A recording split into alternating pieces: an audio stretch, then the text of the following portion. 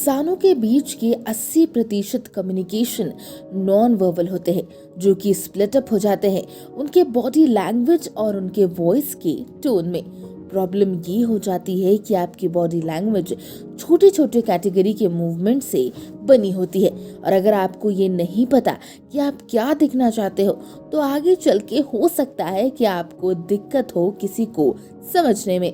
आपका दिमाग एक काफी ही फैसिनेटिंग थिंग है, और ये काफी कूल भी हो सकता है अगर हम दूसरे का भी दिमाग पढ़ने लगे। पर ये सब तब तक इम्पॉसिबल है जब तक इसके लिए कोई नई टेक्नोलॉजी ना आ जाए। पर जब तक कोई नई टेक्नोलॉजी नहीं इन्वेंट हो जाए तब तक आपको दूसरे के चलने के तरीके को देख के समझना होगा और उससे उस इंसान के बारे में पता करना होगा।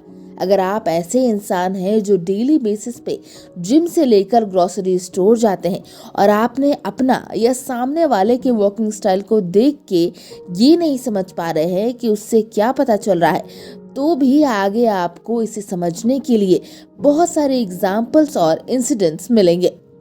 कपड़े जो आप खुद के लिए चूज करते हैं पहनने के लिए और जिस तरीके से आप बात करते हैं वो एक क्लू देता है आपके और आपके पर्सनालिटी के बारे में।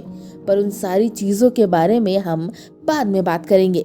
ये सच्चाई है कि आप लोग किसी भी बुक के कवर से बुक को नहीं डिसाइड कर सकते, पर एक आदमी के चलने के तरीके से और अपने चलने के तरीकों को ऑब्जर्व करके ये जरूर डिसाइड कर सकते हैं कि आप अपने पर्सनल लाइफ में कुछ बेनिफिशियल डिसीजन ले सकते हैं। 1 सेंचुरी पहले साइकोलॉजिस्ट लोगों ने इंसानों के चलने के ऊपर एक रिसर्च की थी, जिसमें कि ये पता चला था कि बहुत सारे लोग स्वैगर के बेसिस पे भी इंसान की पर्सनालिटी की धारणा बनाने की कोशिश करते हैं, मतलब उनके चलने के स्टाइल के बेसिस पर। एक सबसे पहले इन्वेस्टिगेशन जो कि साल 1935 में हुई थी, जिसमें कि एक बहुत ही इंटरेस्टिंग चीज करवाई गई थी, जिसमें कि 5 आदमी और 3 औरतों को एक ही तरह के कपड़े पहनाए गए और उनका एक वीडियो बनाया गया, जिसमें कि एक ही चेहरा छिपा दिया गया था और पता करना था कि कौन मेल है और कौन फीमेल है। ये उनके सिर्फ चलने के स्टाइल पर पता करना था। तो कंक्लूजन में ये पाया गया कि बेसिकली 2 टाइप के चलने के तरीके होते हैं, पहला तो स्विंग और दूसरा स्वै। रिसेंट स्टडी के हिसाब से पहले वॉकिंग स्टाइल को हम लोग एक्सपेंसिव और लूज स्टाइल कहते थे, जो कि टिपिकली एसोसिएटेड होता है एडवेंचरस, वार्मथ, ट्रस्टवर्दीनेस और एक्सट्रावर्जन के लिए। दूसरे वॉकिंग स्टाइल को हम लोग स्लो और रिलैक्स वर्जन भी बोल सकते हैं, और इनसे बेसिकली वो लोग एसोसिएटेड होते हैं जो काफी इमोशनली स्टेबल होते हैं।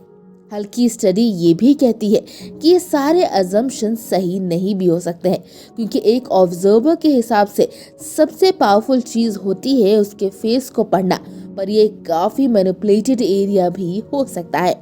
ये हो सकता है कि एक इंसान के चलने के तरीके से हम उसकी पर्सनालिटी के बारे में पता कर सकते हैं, पर ऐसा भी हो सकता है कि हम उसके मूड के बारे में भी जान सकते हैं।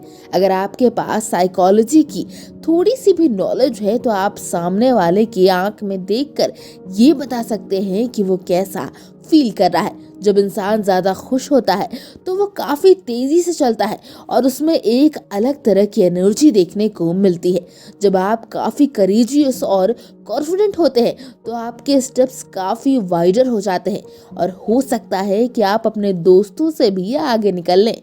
जानकारी के लिए आपको बताना चाहेंगे कि जो बिल्कुल ही रुकने वाले लोग नहीं होते हैं वो काफी हेवियर स्टेप्स लेते हैं, इसीलिए नहीं कि उनका वजन ज्यादा है, पर इसीलिए क्योंकि वो अपनी जिंदगी में हमेशा आगे बढ़ने की सोचते रहते हैं। और जब कोई इंसान धीरे धीरे चल रहा होता है तो हो सकता है कि वो डिप्रेस्ड या उसकी एनर्जी थोड़ी कम हो। हम लोग सभी ने ये देखा है कि लड़कियां जब रनवे पर कैटवॉक करती हैं तो वो भी बिल्कुल वैसे ही चलती हैं जैसे कोई बिल्ली चाल चल रही हो, और जब वो ऐसे चलती हैं तो वो एक सिग्नल देना चाहती हैं कि सब कोई मुझे देखो, और इस तरह से लड़के कभी नहीं चलते। चलिए अब एक्चुअल वॉकिंग स्टाइल के बारे में जानते हैं, जिससे हम लोग बहुत सारे लोगों को कैटेगराइज कर सकते हैं।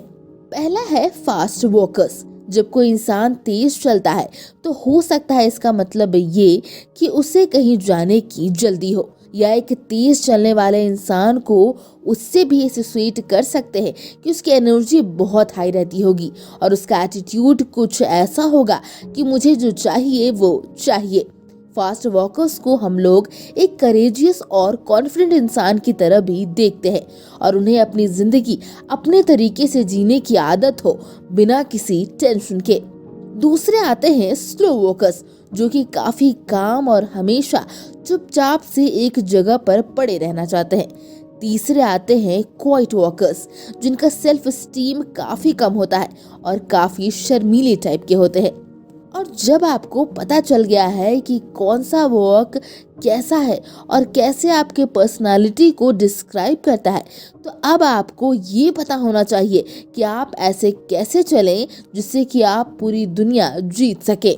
अगर आप अपने वॉकिंग स्टाइल से फर्स्ट इम्प्रेशन बनाना चाहते हैं तो आपको ये पता होना चाहिए कि आप कैसे चले और आप अपने में ऐसी कौन सी छोटी छोटी चीजें बदलें जिससे देख के आप कॉन्फिडेंट और इमोशनली स्टेबल लगे। अगर आप अच्छे मूड में नहीं हैं तब भी आपको एक प्रॉपर पोस्चर प्रैक्टिस करना चाहिए, जिसमें कि आप अपने चिन और चेस्ट को बाहर निकाल के चलें और शोल्डर और बैक को बिल्कुल ही स्ट्रेट रखें और सामने रखें। अगर आप हील पहन के चल रहे हैं तो ध्यान रखिए कि आपकी हील ग्राउंड को टच करे, अपने स्टेप्स को नहीं ज्यादा लंबे करे, ना ही ज्यादा छोटा। कॉन्फिडेंटली चलने से आप लोगों पे काफी लास्टिंग इम्प्रेशन छोड़ते हैं। आप एक खाली रूम में मिरर के सामने भी कॉन्फिडेंटली चलने की प्रैक्टिस कर सकते हैं। अब आप जब जान गए हैं कि कैसे चलना है और आप दूसरे के चलने के स्टाइल को देखकर उसकी पर्सनालिटी का पता कर सकते हैं, तो आप अपने पर्सनालिटी को बदलने की कोशिश करें और अपने में थोड़ा इम्प्रूवमेंट लाएं ताकि आप थोड़ा और कॉन्फिडेंट और बिल्डअप लगे। माने या ना माने, पर हो सकता है कि इस तरीके से आपकी जिंदगी में थोड़ा बदलाव आए और आप थोड़ा ज्यादा कॉन्फिडेंट फील करें।